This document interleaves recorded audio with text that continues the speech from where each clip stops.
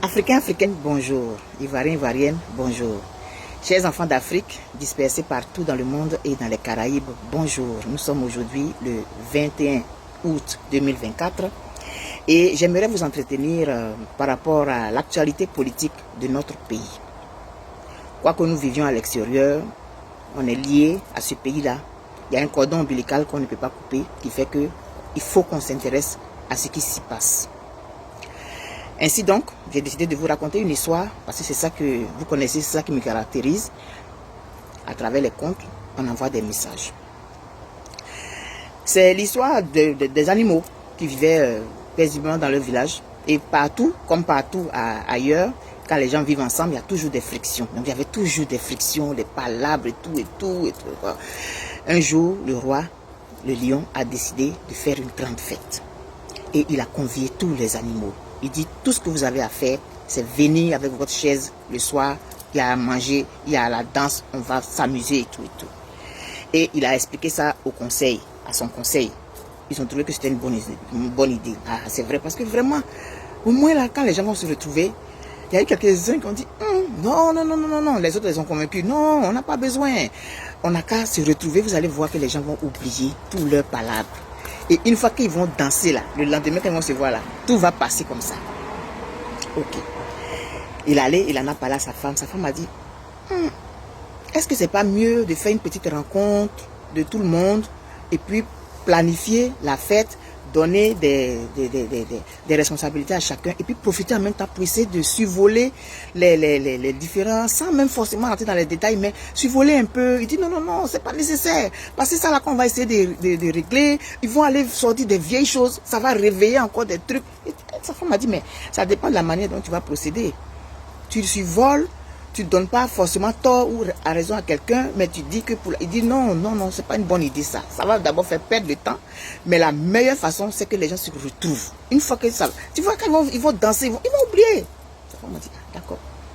Donc l'information a été véhiculée à tous les animaux, à tous les villages environnants et tout.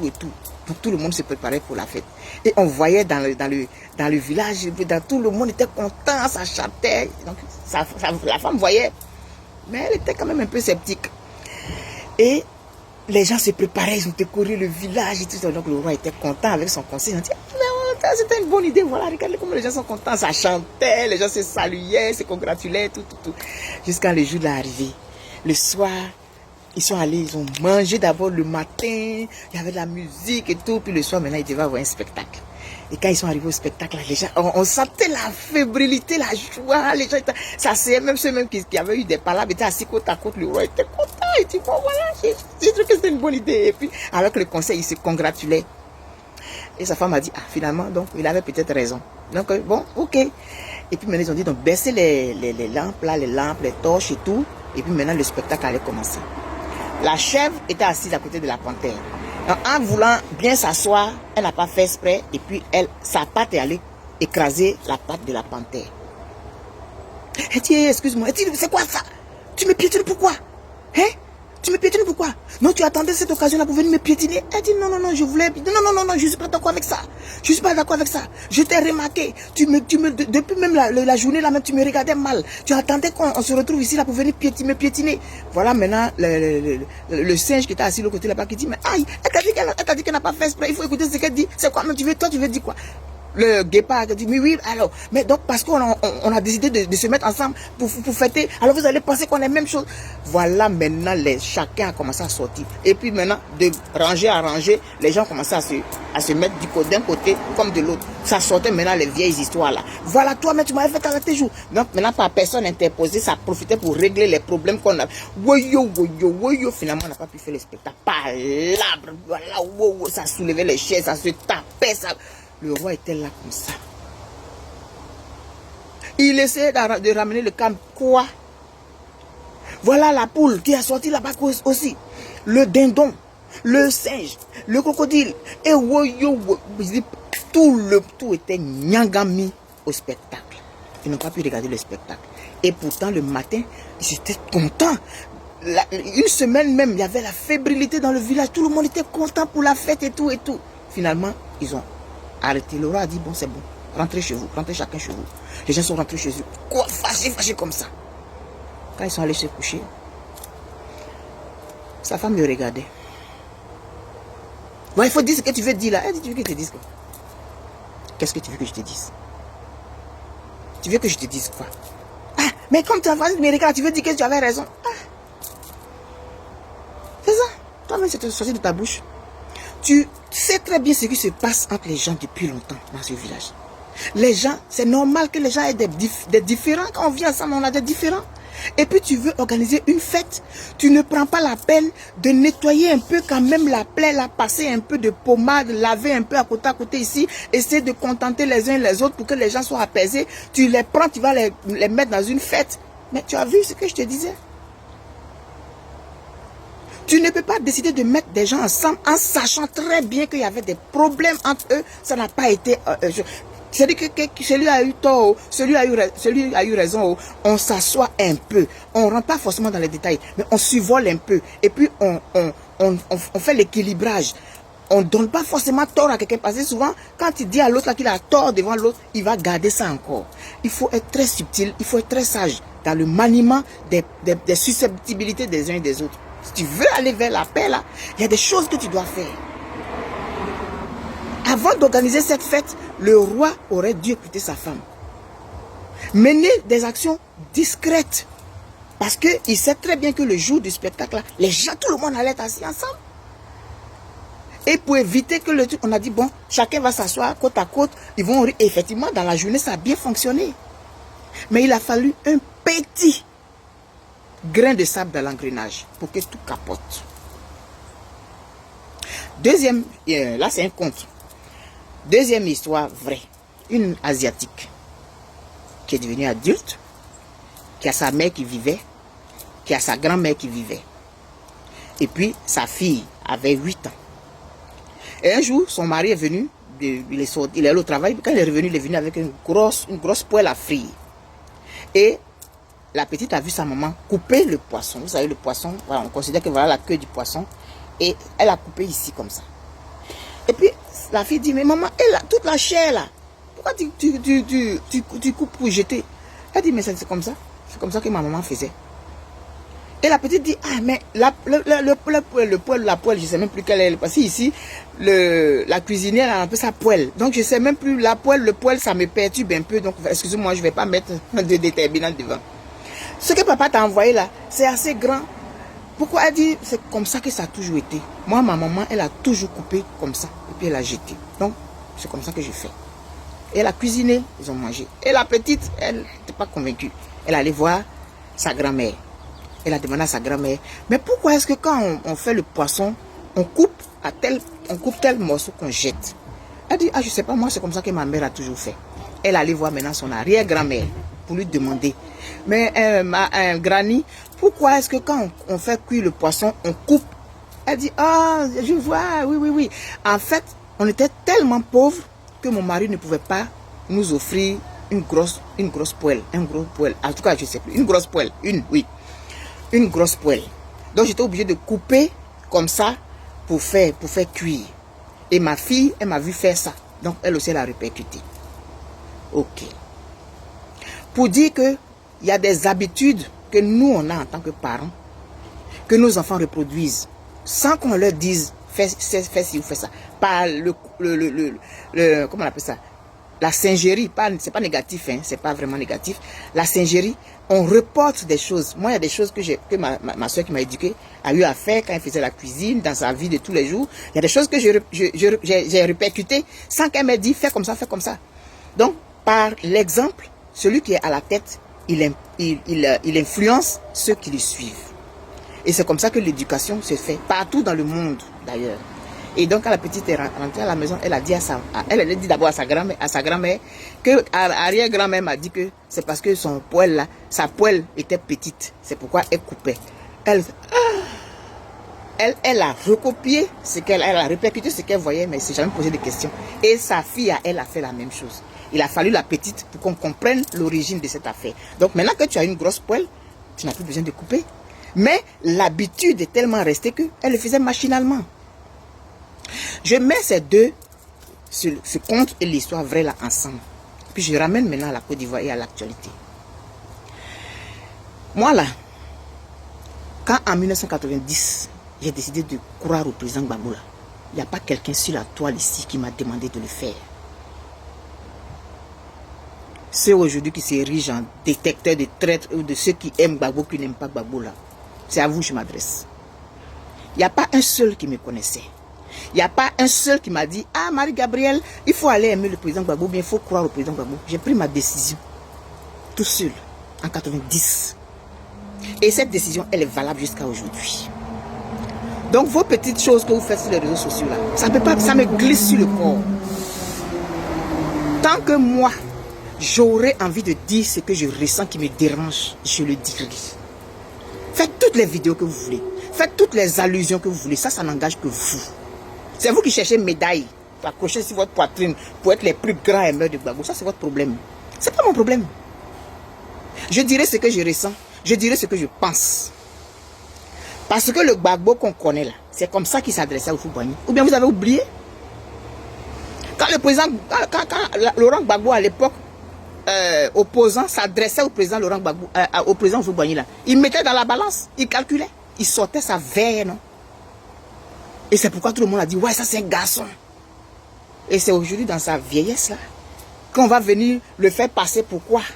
Quelqu'un qu'on ne critique pas, pendant que lui il a passé son temps à critiquer les autres, et on voyait la justesse de ses critiques, et aujourd'hui on ne peut pas le critiquer, vous allez vous fatiguer. Vous allez vous fatiguer. Je reviens encore sur l'appel de Benoît, et je réitère ce que j'ai dit. Je vois des gens qui sortent partout, Blé Goudé a dit ça, Blé Goudé a dit ça. Oui, en Afrique, c'est le petit. Arrêtez-moi ces histoires de en Afrique, c'est le petit. Là. On est en politique. Quand on gère, on veut gérer des gens, on ne les gère pas comme la mathématique. 1 plus 1 égale 2.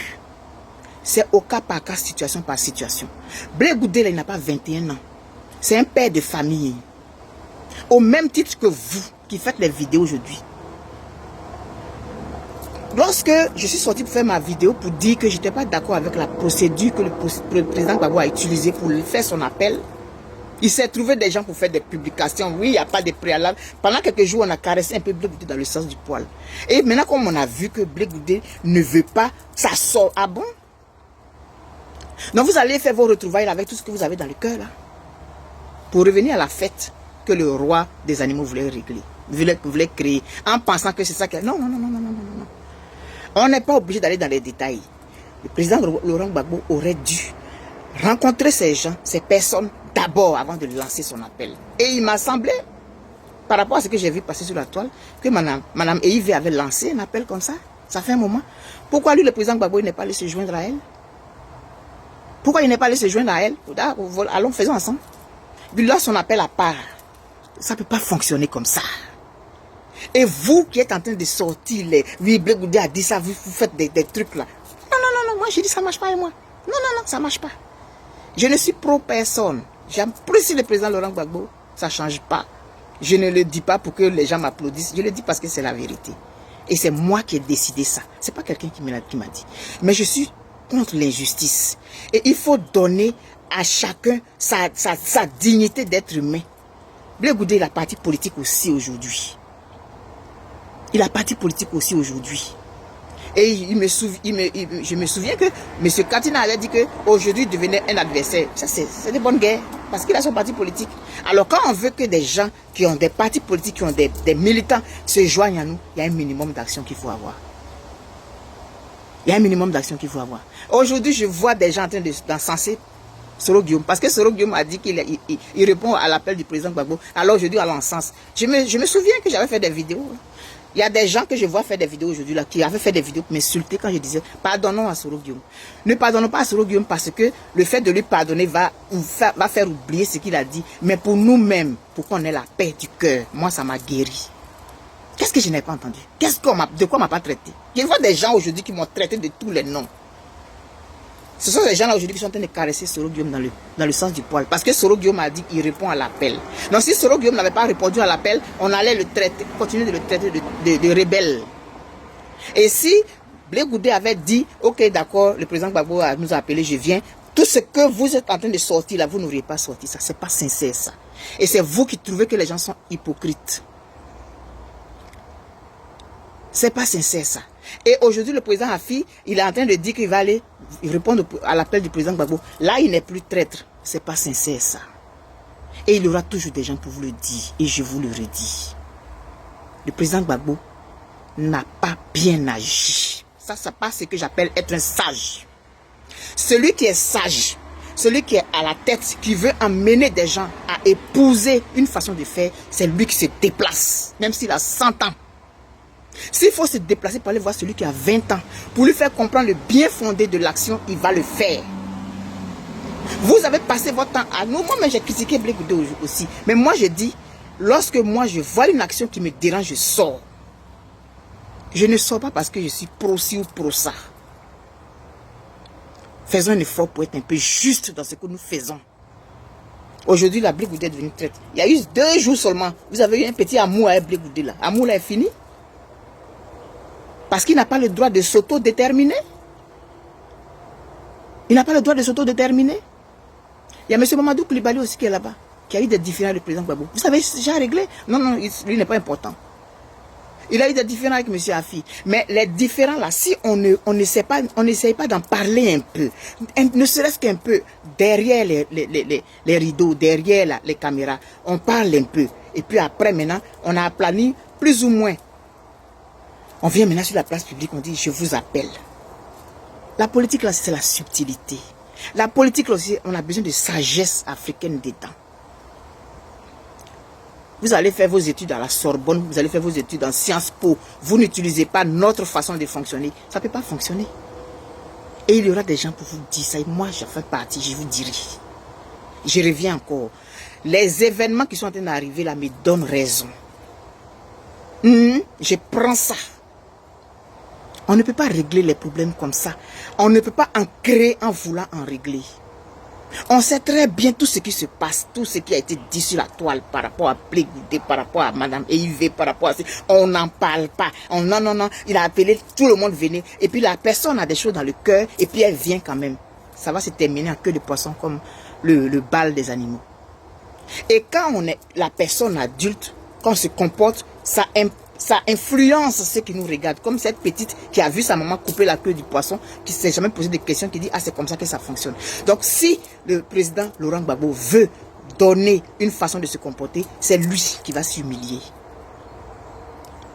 C'est lui qui va s'humilier. Aller vers les autres là. Et puis maintenant, ils vont parler là-bas, puis maintenant ils viennent devant tout le monde. Ça va influencer les militants, ça va influencer la masse populaire. Et ça va conduire à envoyer vers un truc. Mais vous vous aboutez, vous avez raison, vous avez les PhD en politique. Le président Gbagbo, il doit être celui il doit diriger la Côte d'Ivoire là encore pour être celui qui va fermer la boucle. Ça là, je ne peux pas en démordre. Qui va fermer la boucle parce que il fait partie des acteurs qui ont fait pleurer les Ivoiriens aussi. Le président Gbagbo, tout le monde l'a trahi, mais lui n'a trahi personne. Si le président Gbagbo a trahi le peuple de Côte d'Ivoire en signant l'article 48. Mais on sait ça, mais on avance. Ça fait partie de l'erreur de tout le monde. Le président Bédi n'est plus là, donc on ne peut pas parler de lui. Le président Fouboigny n'est plus là aussi. Mais toutes ces personnes-là ont fait des erreurs de jugement parce qu'à un moment donné, elles ont pensé que c'était la meilleure chose à faire. Elles l'ont fait. Les résultats ont démontré le contraire. Mais on prend ça et puis on avance avec. Le président Gbagbo a signé l'article 48. Il a demandé à qui avant de le faire? Il a utilisé son pouvoir discrétionnaire de chef, du président et puis il a signé. C'était une trahison envers le peuple de Côte d'Ivoire. On a été choqués et puis bon, on a accepté. Lui là, il n'a trahi personne, mais c'est lui, tout le monde a trahi. Et puis vous êtes content de ça, vous prenez ça. Lui là est traite, lui là est traite. Mais ça ne va pas avancer. Demain, quand le président Laurent Gbagbo sera président de la Côte d'Ivoire, il ne va pas travailler avec le COGEP. Il n'a pas travaillé avec le MGC. Il n'a pas travaillé avec... Il a eu des différends aussi avec M. Anaki Kobena. Tout ça, ça a été réglé. C'est lui qui est le plus âgé aujourd'hui. C'est lui qui doit donner l'exemple. C'est lui qui doit poser les actions pour que les autres regardent et puis ils répercutent et puis ils recopient. Mais vous qui faites les vidéos, qui mettez l'huile sur le feu là, vous pensez que Blé Goudé là, c'est pas un être humain comme vous? C'est pas un père de famille comme vous? Il ne ressent pas des choses aussi dans le cœur? Plus vous mettez l'huile sur le feu, plus lui aussi va vouloir montrer que lui aussi il est là. Vous croyez que quoi? Vous croyez que quoi? Pour vous, c'est une question de on aime Gbagbo ou on n'aime pas Gbagbo. On est contre Gbagbo ou on n'est pas contre Gbagbo. On dit que c'est ça. Non. Non, non, non, non. Ça ne marche pas. Et je redis ici, le jour que moi j'ai décidé de croire au président Gbagbo, ce n'est pas un d'entre vous là qui m'a demandé de le faire. On s'est croisés sur Facebook à la faveur des événements de Côte d'Ivoire. Sinon, quelqu'un ne paye pas facture de quelqu'un ici. Personne ne paye ma facture. Personne ne paye ma connexion. Personne ne paye, me paye tout ce que j'ai. Moi-même, mon téléphone, j'ai acheté avec mon propre argent. Mes factures, je paye. Il n'y a pas quelqu'un qui va venir m'intimider. Et si vous êtes dans cette posture-là, ça va nous envoyer ou ça va nous envoyer. Lorsque Soro Guillaume était en amour, justement, était cul et caleçon avec Ado là, qu'est-ce qu'on ne voyait pas sur les journaux le Patriote? Soro Guillaume était le sauveur, non? Quand ça a tourné, là, il est devenu ceci, cela. Le président Bédié qui a demandé aux gens de voter pour M. Alassane Ouattara, là, il était présenté comme quoi le sage. Quand il a donné d'eau, il est devenu l'ennemi. Et c'est ce que vous faites aussi. Si Blé Goudé n'avait pas eu ce qu'il est en train de dire actuellement là, il était chic comme ça. Il a fallu qu'il dise non, non, non, non, non. Pouf! Tout le monde est en train de dire, mais c'est pas bien. Donc demain, quand Soro Guillaume va changer, vous allez ressortir la rébellion. Pour le moment, là, vous avez oublié la rébellion. Soro est le plus beau parce qu'il a dit qu'il répond à l'appel du président Gbagbo. Vous n'êtes pas sincère. Vous n'êtes pas sincère. Et ce que vous faites, vous ne rendez pas service au président Laurent Gbagbo. Je ne vais pas rentrer dans vos... Il a dit ça. Il y a des vidéos que nous tous on a entendues, même on est en train de transformer ça. Et puis ça va vous donner quoi? Ça va vous donner quoi? C'est comme ça que vous allez diriger la Côte d'Ivoire demain. Vous allez faire pire que le RDR. Et je répète ça. Un leader qu'on ne critique pas. Un leader à qui on ne doit pas dire non, ne fais pas ci, ne fais pas ça. Pourtant, lui, il l'a fait en son temps. Où est la différence avec le RDR? Où est la différence avec les militants du RDR?